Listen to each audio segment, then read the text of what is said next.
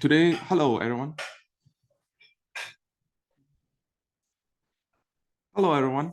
Today we'll be discussing cells organelles, the essential components inside cells, the specific roles that help living organisms function. So let's dive into it. Cells are what we call the basic units of life. So what you see here is a lump of cells of multicellular organisms.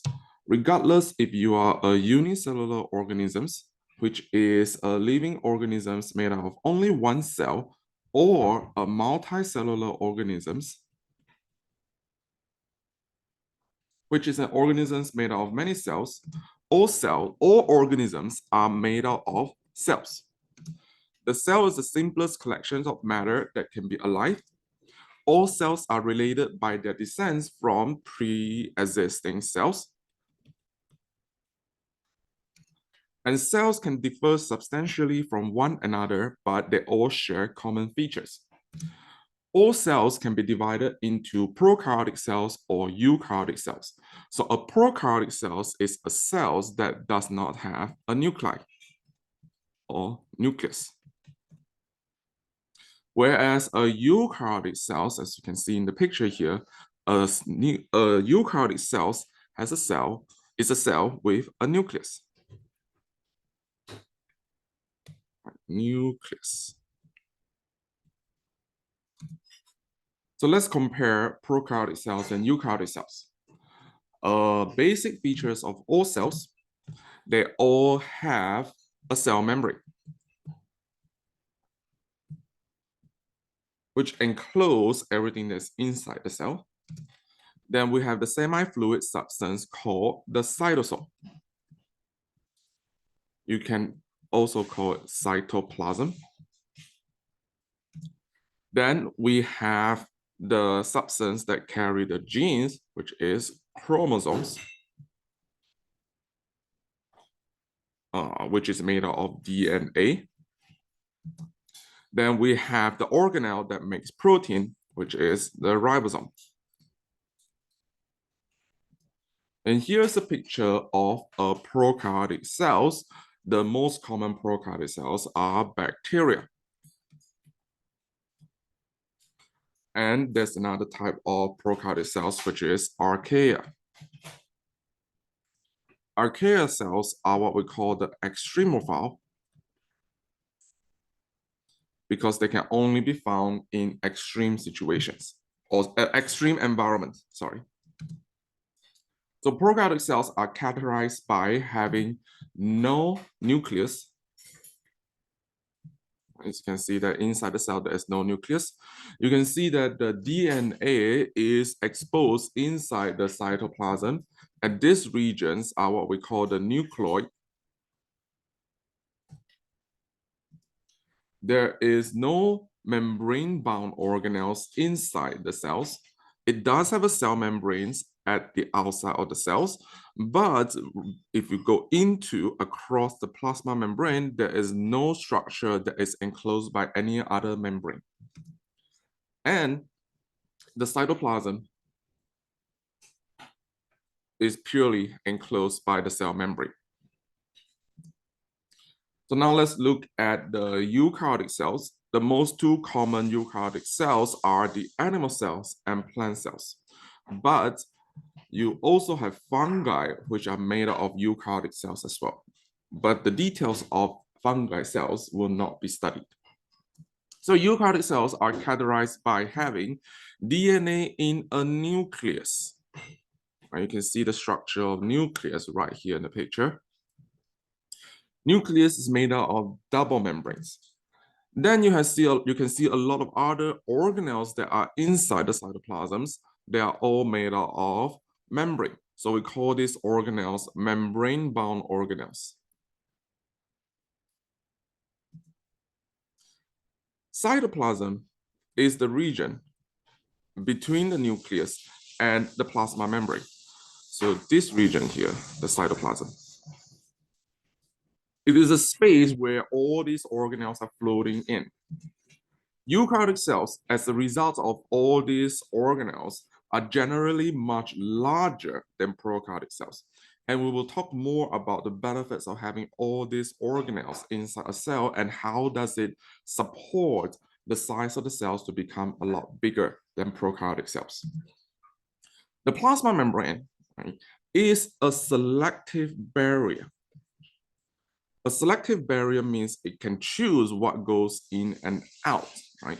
This particular barrier allows sufficient passage of oxygen, nutrients, and waste to service the volume of every cell.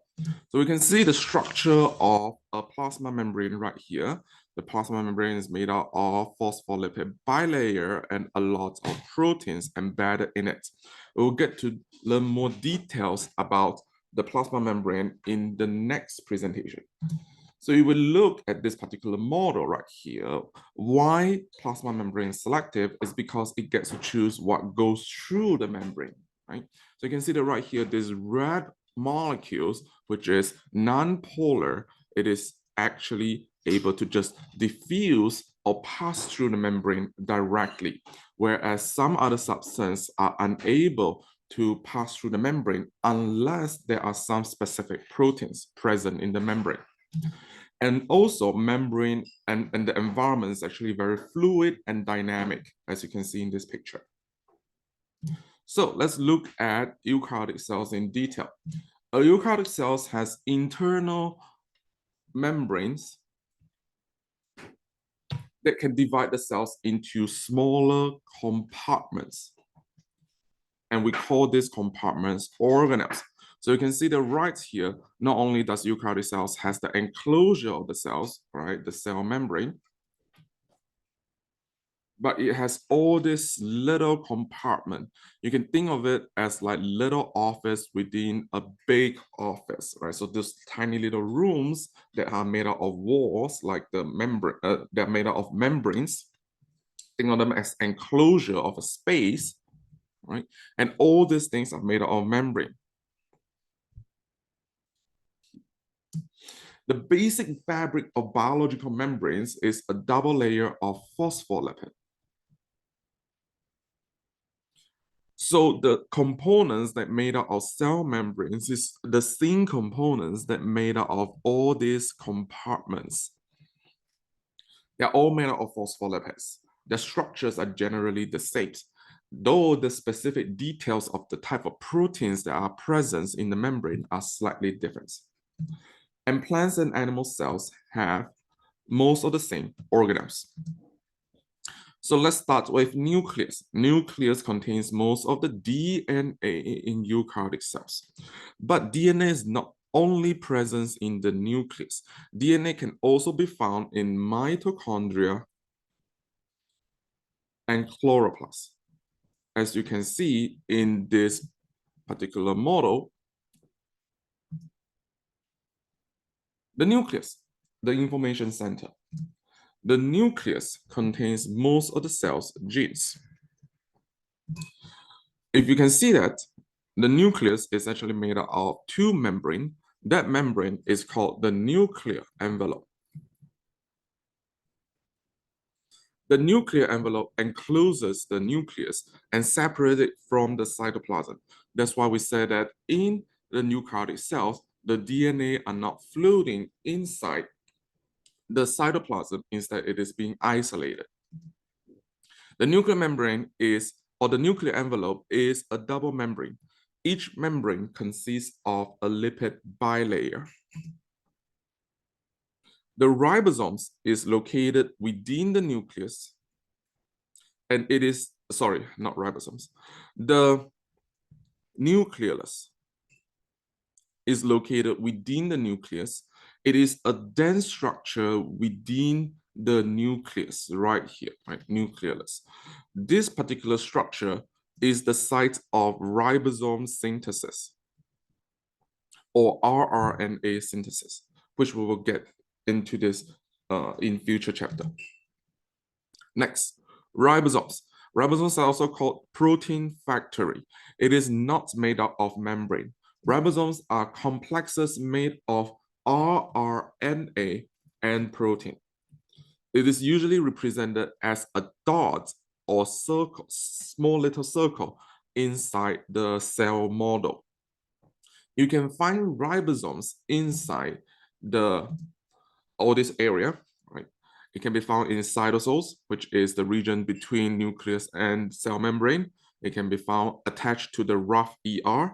It can be found inside mitochondria. It can be found in chloroplast as well. Next, the endomembrane system. The endomembrane system is this collections of organelles that consists of all these organelles. First, nuclear envelope, which is the membrane that encloses the nucleus. Then we have the endoplasmic reticulum that includes rough ER and smooth ER. Then we have the Golgi apparatus. Then we have the lysosomes, the vacuoles, and the plasma membrane. So all these components are either continuous or connected via transfer by vesicles. Right. So what it means is that they're all connected because they're all made out of membranes, and they can move from one region to another region with the use of these vesicles. So let's look into details of the endoplasmic reticulum. ER. It accounts for more than half of the total membrane in many of the eukaryotic cells. The ER membrane is continuous with the nuclear envelope. And there are two distinct regions of ER, the smooth ER and the rough ER. The differences between the two ER is that rough ER has ribosomes, whereas smooth ER does not have ribosomes attached to the membrane. So if we look at this picture, we can clearly see that this is the rough ER, and this is a smooth ER.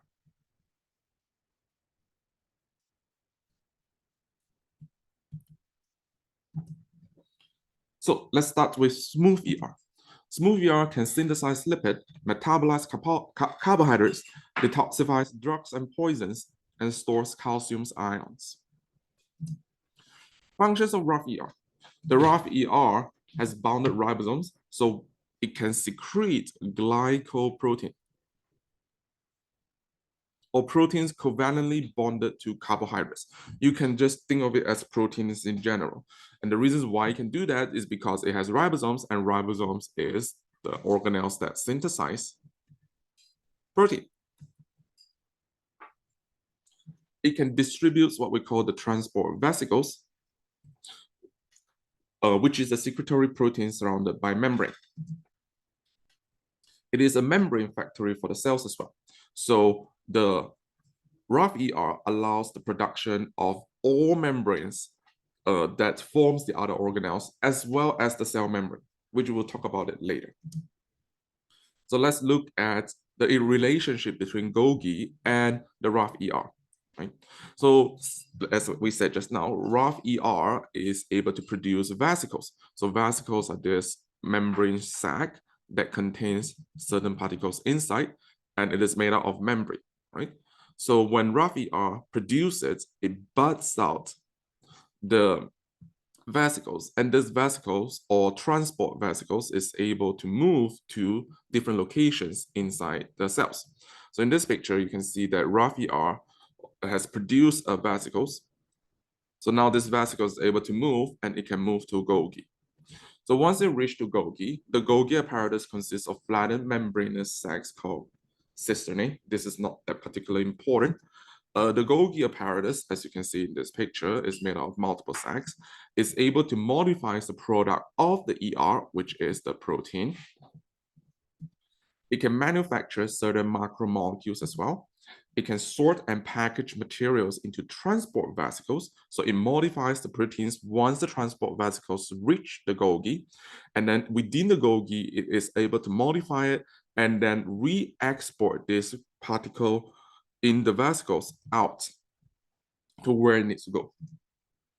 So now let's look at lysosomes. Lysosomes is a very special type of vesicles. It is a membranous sac of hydrolytic enzymes.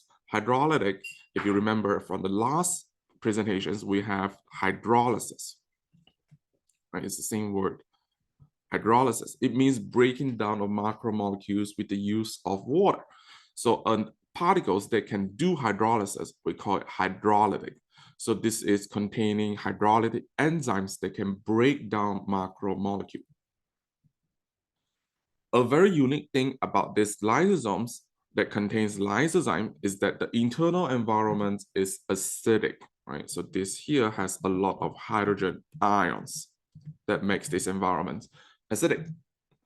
The hydrolytic enzymes and lysosomal membranes are made by rough ER and then transferred to the Golgi for further processing.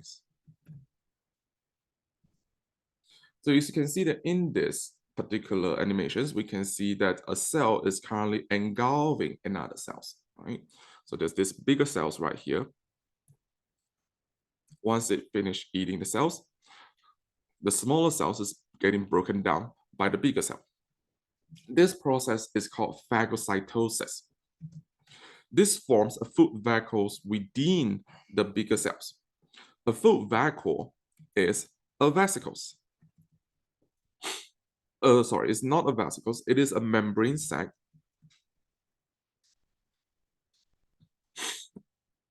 that contains food particles. Then a lysosomes will be able to fuse with the food vacuoles and digest the molecules. As we said just now, lysosome contains the enzyme lysozyme. So let's look into how it can break down the molecules.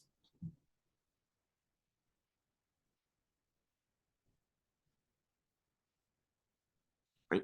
So you can see that right here, the lysozymes and the smaller cells, they fuse together, the lysozyme fuse with the food vacuoles, and then it releases the enzymes into the food vacuoles and break down the food material. Next, autophagy.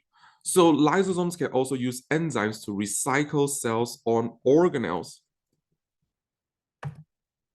or macromolecules. As you can see in this picture, right? Let's start with B. As you can see in this picture, lysosome is fusing with peroxisome as well as mitochondria. The mitochondria may be damaged or broken, so we don't want this particular all broken mitochondria. So the cells can actually recycle the material by using the enzymes in the lysozyme.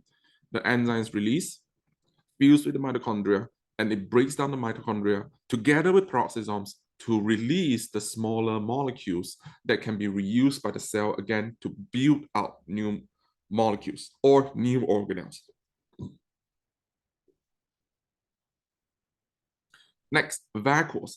Vacuoles is this membranous sacs that can do many things. Let's start with the picture over here. As you can see here right now, this is a particular eukaryotic cells called paramecium. So paramecium is this unicellular organisms that lives in aquatic environment. So there's a lot of fresh water that's surrounding the cell. I want you to focus here. If you pay close attention, you see this kind of like a mouth opening that will open and close, open and close.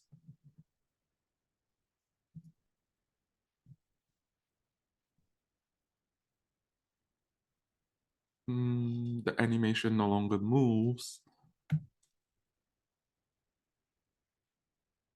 But we're supposed to see that there's this particular organelles here that will open and close.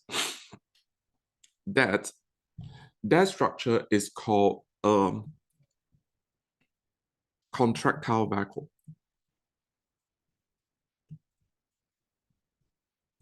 In plants, you see a vacuole that is bigger than the nucleus.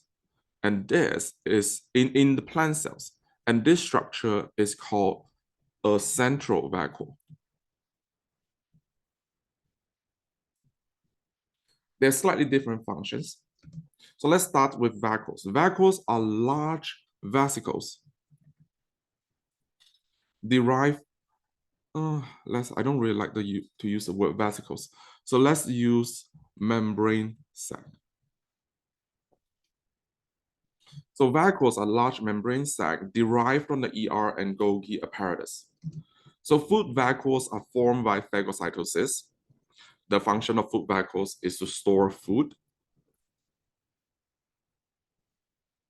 And we have contractile vacuole, as we can see in this picture right here, is a vacuole found in freshwater unicellular organisms called the protists. It can pump excess water out of the cell. Central vacuoles found in many mature plant cells hold organic compounds and water. So the major function of central vacuole is to store water. Next, we have a unique membrane structures within eukaryotic cells, mitochondrion and chloroplast. The picture to the left is mitochondrion, and the picture to the right is a chloroplast.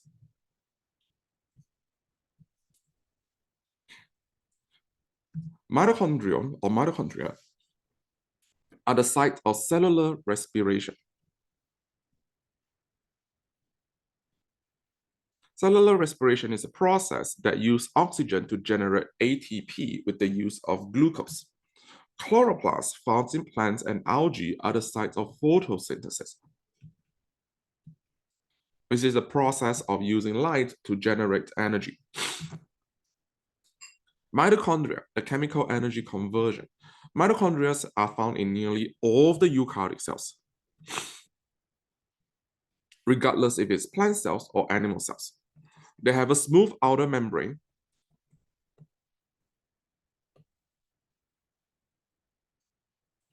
and a folding inner membrane. These folded inner membranes are what we call the cristae. Some metabolic steps of cellular respirations are catalyzed in the mitochondrial matrix. So the inside of the inner membrane is called the matrix. Cristae presents a large surface area for enzymes that synthesize ATP. These sections will go deeper in unit 3. So as of right now, just kind of know that mitochondria is used for cellular respirations. It has two membranes, the outer membrane and inner membrane, and the inside of the inner membrane is matrix. And they're all being involved in the use in the process of making ATP. Next, chloroplast. Chloroplast is used to capture light energy. Chloroplast contains the green pigment called chlorophyll, which is the enzymes and which is the protein that allows the absorption of water, allows the absorption of sunlight, as well as enzymes and other molecules that functions in photosynthesis. Chloroplasts are found in leaves and other green organs of plants and in algae.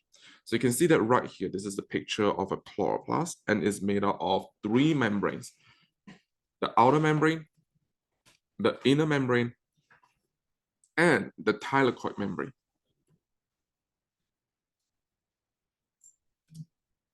Next, we have peroxisms. So peroxism is also a membrane sac that can carry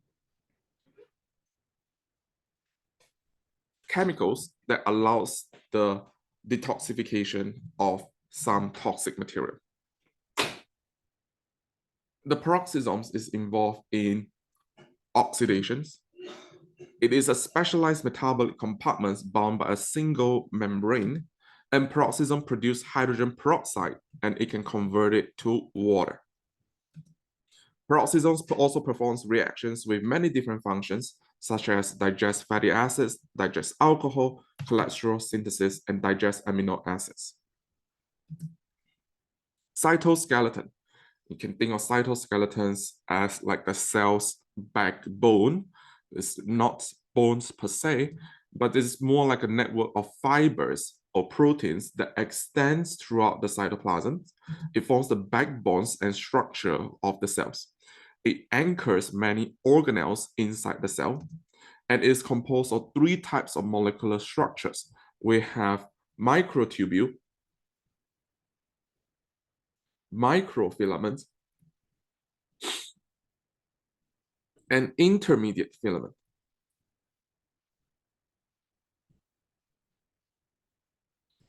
You're not expected to memorize these 3 words and the specificity of these molecular structures, but you're expected to know that microtubule, microfilaments, intermediate filaments are all cytoskeletons. The differences between these three cytoskeletons are really the size. Microtubules are the thickest, microfilaments are the thinnest, intermediate filaments are in the middle. They have slightly different functions as well, so we'll get into it. The common thing about all these cytoskeletons is that they're all made up of protein.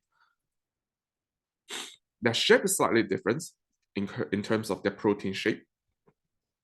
The main function of cytoskeletons, for microtubule, it is involved in cell reproduction. It's also involved in movement.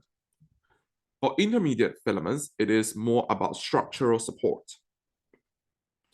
For microfilaments, it is about cytoplasmic extension and maintain cellular shape. So here we have an example here of microtubule and its importance in cell division. EG5 is a particular protein that is used to maintain the microtubule structure during cell division. So we have a normal cell and an EG5 depleted cells. It means a cells without EG5. The blue structure here is the nucleus. Sorry, it shouldn't be called nucleus. It is the chromosomes.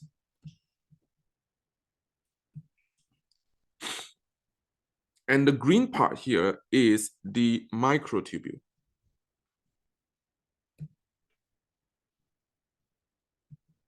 So in the normal cell, the microtubule is able to form correctly.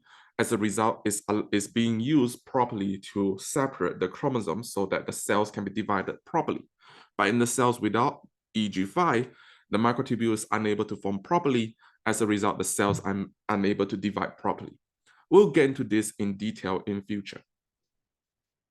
Next, we can see that we have a microtubule formations right here, and it's allowing a particular model proteins to move alongside the microtubule to carry a vesicle. So that's how vesicles is able to move around within the cell. The functions of microtubules is very important. It's very diverse as well. It allows the shaping of the cells. It guides the movement of organelles, such as what you see here in the vesicles, in the case of vesicles. It's also used to separate chromosomes during cell division. Next, centrosomes and centrioles. At our level, we're going to assume that these two structures are the same.